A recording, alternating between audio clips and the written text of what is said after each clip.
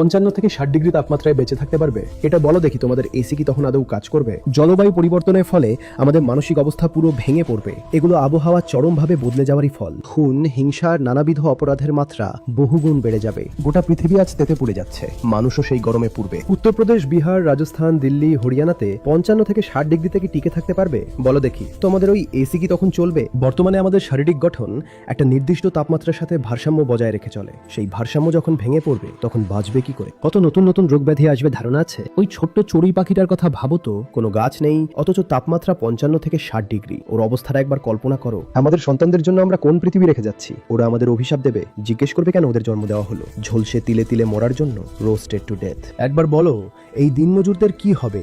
কিভাবে ওরা দিনে কাজ করবে? আর কনস্ট্রাকশন অ্যাক্টিভিটিস দিনেই হয়। যদি হাতে গোনা কয়েকটা মানুষ বেঁচে যায়, তো আমাদের প্রজন্মের থেকে জিজ্ঞেস করবে, তোমরা তো ডুবেছিলে ব্যক্তিগত স্বার্থে, ডুবেছিলে একে অপরকে দোষারোপ করার খেলায়, খেলাধুলা, কমেডি আর সস্তা বিনোদন নিয়েই তো মত্ত ছিলে তোমরা।